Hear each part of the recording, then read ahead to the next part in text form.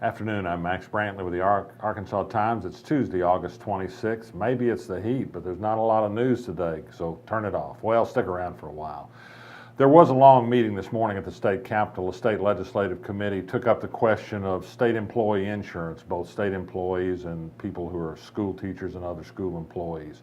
This verged also into the discussion of whether the state should consider combining the two major retirement systems, the public employee system and the teacher system. A huge crowd turned out to say, please, no, don't do it.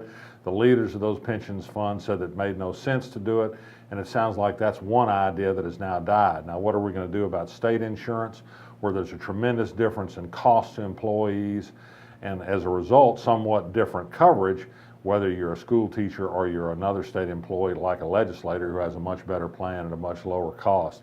Well, there was a lot of discussion about that, but no answers. There is talk about combining the system, but the only way to combine the system and continue existing coverage and equalize costs is for somebody to pay less, which would mean the state would pay more, or for there to be less coverage. Tough issue, no answers coming out of that meeting today.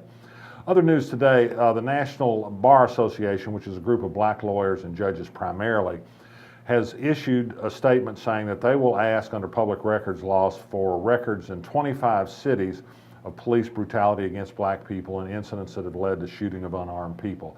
Little Rock is one of the 25 cities targeted.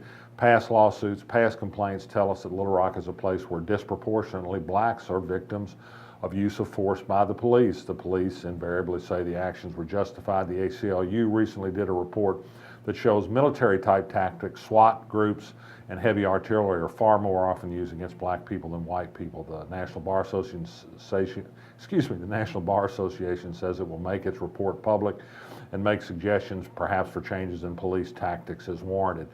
Little Rock is a dangerous town. A 10-year-old girl was shot in a drive-by shooting last night at her home near 21st and Pine Street. Today, the theme of the day for the Democratic Party in election politics is Equality Day. In 1920, was it? They adopted the amendment that finally gave women the vote. So Democrats are talking about equal treatment for women. Democrats generally support the Paycheck Equality Act. Republicans generally oppose it. And Democrats are making much of news releases and other releases about that. And on other populist issues, the Democrats, for example, today released a video showing 2nd District Republican congressional candidate French Hill giving a speech in which he says, number one, he doesn't see the need for legislation that requires equal pay, although in theory he's for it, of course, for women.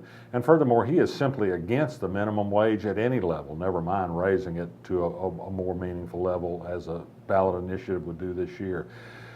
In what some see as campaign season silliness, Mark Pryor has aired a new ad that more or less blames Tom Cotton for Ebola. Yes, he says Tom Cotton, and accurately, has voted against some research funding that would be used against pandemics and dangerous diseases. That's true.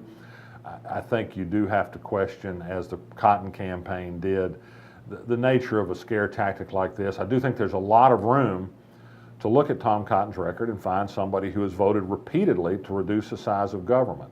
That does have impact on worthwhile programs. You might favor smaller government, you might favor the programs, but I guess Mark Pryor would say that you have to show specifically how these things can impact people to understand the votes. And this morning he had a news conference with a family that's received services from Arkansas Children's Hospital, which indisputably Tom Cotton once voted alone among the Republicans from Arkansas against funding its residency program, $6 million. So that's an issue. It's fair. I think the way it's presented, though, sometimes can verge on the overly dramatic.